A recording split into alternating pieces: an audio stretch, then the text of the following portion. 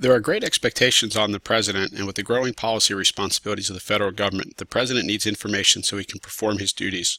As we discussed previously, the demands on the President increased during the New Deal because many of the programs were established outside of existing departments, which meant that President Roosevelt would have to manage programs rather than delegate to existing cabinet secretaries. In 1937, the President's Committee on Administrative Management, headed by Lewis Brownlow, made recommendations to President Roosevelt. Their central conclusion was that the President needed help and recommended allowing the President to have 6 administrative assistants. The key is that these individuals were focused on the institution of the presidency rather than the political needs of the President himself. The Brownlow Commission also condemned the extensive use of boards and commissions because there was not enough accountability, but this problem has still not been solved. While these aides were supposed to have a passion for anonymity, many come to work in Washington to pursue policies they are passionate about, and this can create problems for the President's staff versus career bureaucratic officials. In this day and age of social media, this creates an entirely different set of concerns. Some of the recommendations from the Commission were embodied in legislation and executive orders that established the Executive Office of the President. This might be a good time to review your notes from the presentation on the presidency.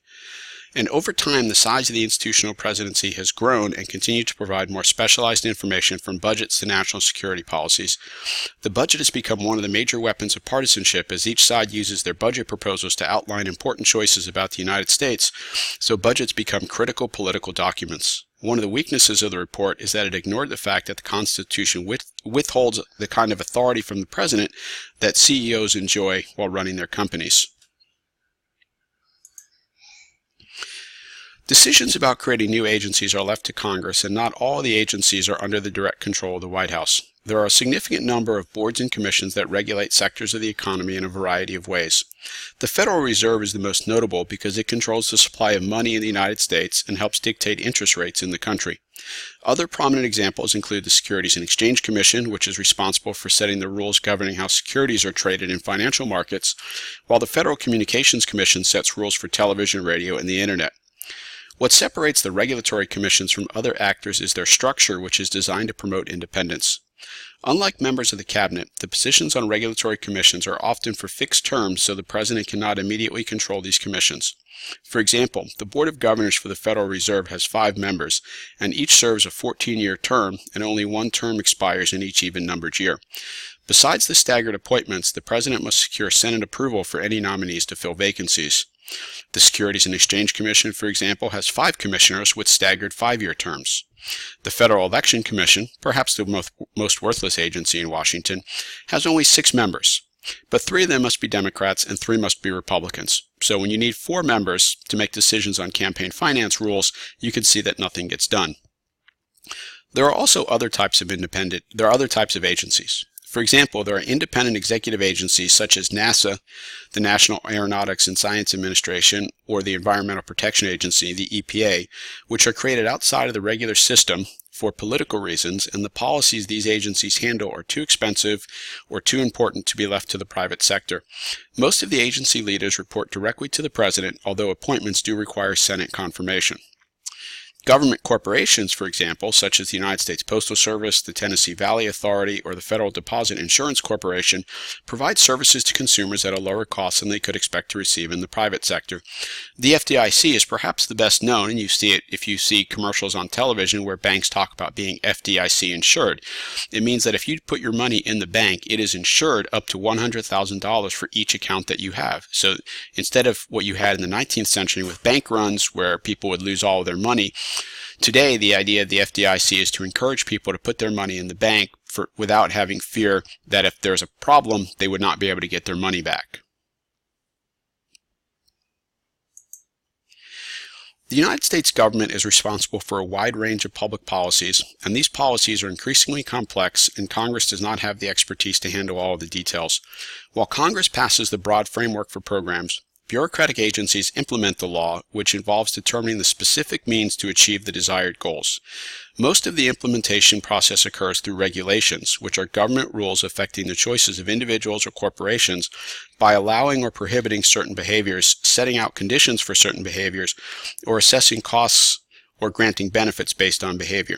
Thus, issuing rules is the most important way for the bureaucracy in the United States to make policy because it can affect how long how laws apply long after those laws have been written. Since these regulations have the force of law because they affect all citizens, agencies must follow a process for creating any regulations. The first step is that agencies have to develop a proposed rule and publish it in something called the Federal Register and provide all interested parties with an opportunity to comment or offer changes. The agencies must submit the proposed rules to the Office of Management and Budget for cost-benefit analysis. The second step is after the public comment period, and most of the comments come from corporations and lobbyists rather than ordinary citizens, the agency decides whether to make changes and must submit the revised rule to the Office of Management and Budget in the White House for final approval. Within the Office of Management and Budget, the Office of Information and Regulatory Affairs is responsible for reviewing all significant regulations before they take effect, and there is evidence, as you can see in the blog post, that when groups lobby for a change, the regulations are rewritten, especially when business groups are not opposed by any other actors. While the rules may go into effect, members of Congress can try to change the laws, or those affected by the rules are also entitled to sue the agency. So if the EPA issues rules limiting your land use, you can actually sue and argue that it perhaps violates your control over public land. Bureaucrats are rational actors and seek to build relationships with political actors who can protect the interests of agencies. There used to be something called an iron triangle, which was a stable relationship between an agency, an interest group, and a relevant congressional committee, right? So imagine each of those, the agency, the interest group, and the committee as the point of a triangle. And cooperation helped provide benefits. Since the costs were relatively small, no one paid much attention. Agriculture is a classic example. It's a relatively closed program between the Agriculture Department, various agriculture interest groups, and relevant committees in Congress. And since the costs of agriculture programs are included in your tax dollars, you don't see them, but the benefits are very concentrated, it allows a very small group to focus on a policy of significant interest. However, as the policymaking universe has changed, so have these relationships. Rather than a stable set of actors concentrating on a rather narrow issue, the policies are broader and more complex, and more groups enter and exit the conversations depending on the specific policies under consideration. Farm bills used to be straightforward, and agricultural decision-making was dominated by wheat, corn, cotton, rice, and soybeans. But now there are specialized fruit and vegetable producers involved, groups that want to promote health benefits, so for example the American Heart Association, or conservation, the American Farmland Trust, and these groups are involved in discussions over agriculture policy as well. The greater involvement of more groups generates more transparency, and there are more public interest organizations that monitor government decision-making and highlight potential issues, but this also makes policy making much more difficult because there's less stability in the system. The next two slides show you how much regulations have increased over the last 15 years. So this is from George Mason University, the Mercatus Center, and you see going back to 1997, these are regulations that impose some type of restrictions, that people are not allowed to do something. So from about 835,000 in 1997 to more than 1 million in 2012. And these are occurring both through Democratic and Republican presidents. So this is not just about President Obama. You see the development during President Bush's administration, and he continued a pattern that dates back to President Clinton's administration. Another way to look at it is that if you want to think about the new restrictions that are added under presidents, this shows you also from the Mercatus Center from President Jimmy Carter to President Barack Obama. That red line is President Barack Obama, and you see a fairly steady increase over the course of his administration in terms of the number of restrictions that are added, and President George W. Bush follows a similar trajectory.